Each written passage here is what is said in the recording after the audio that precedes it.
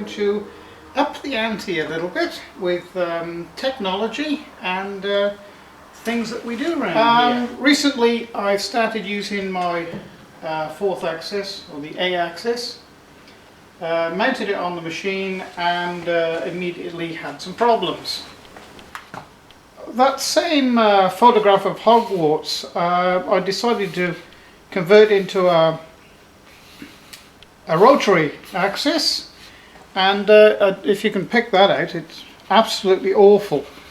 It stretched the whole thing out. It's gone out of focus. Here's the spire here, and made a bit of a mess of it.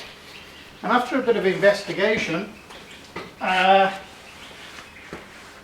lot of investigation actually, what I found out was that, and you won't find this out on the internet, because I've heard a lot of guys on there talking, and they're saying that the fourth axis actually works in degrees.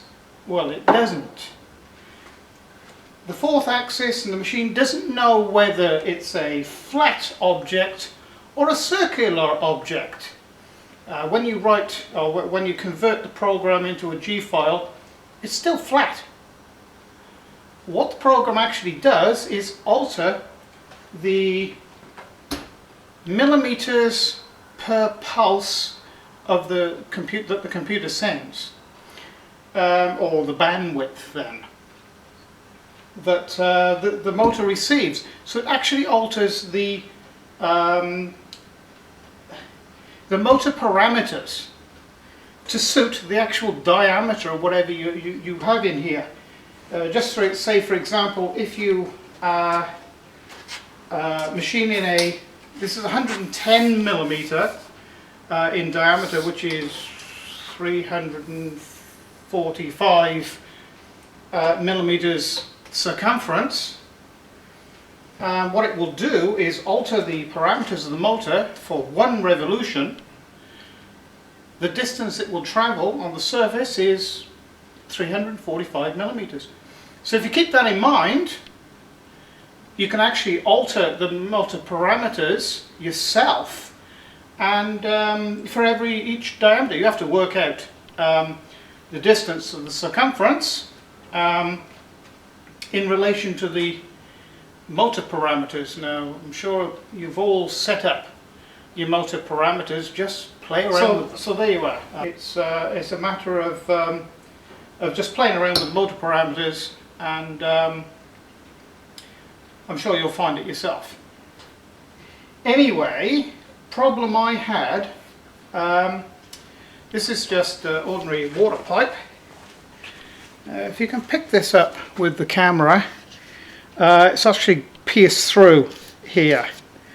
Now, this was supposedly maximum depth of 1.2 millimeters, and this is 2 millimeters in thickness, and it punched through.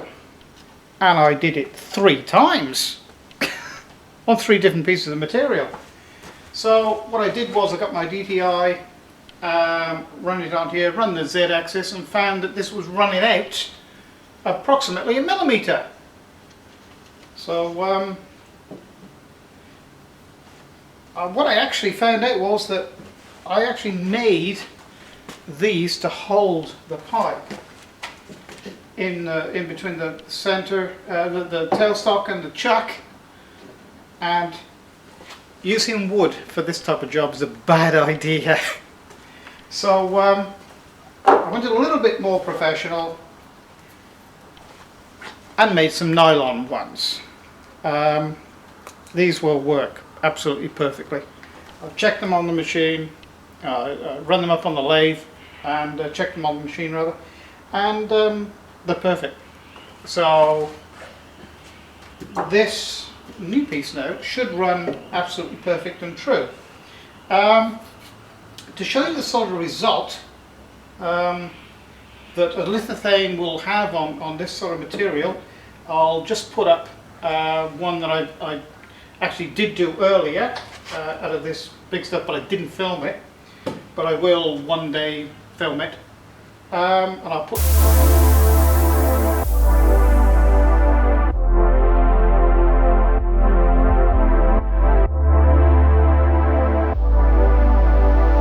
So yes, we'll put this piece of material in now and we will cut the lithophane on it and hopefully make a lamp and everything will be right.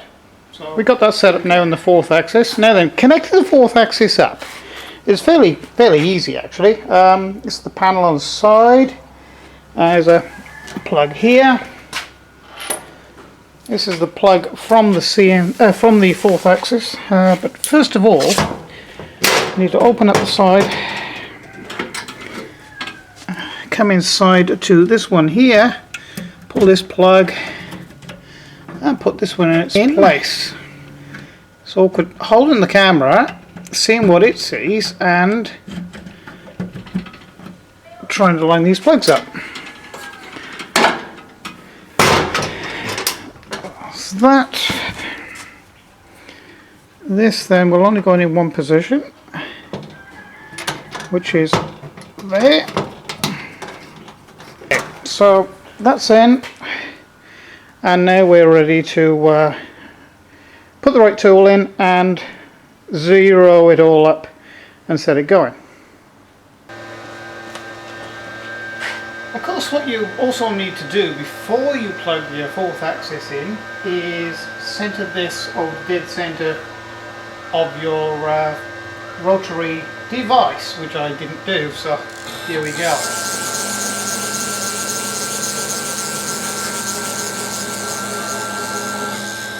And we'll bring it.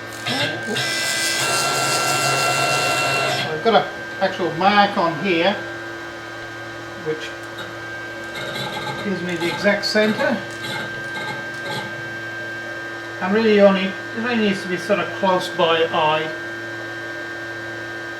Not really near enough is good enough, but you can do it within a millimeter. So we don't have to center that or anything, because we're going to now disconnect this and connect the 4th axis up.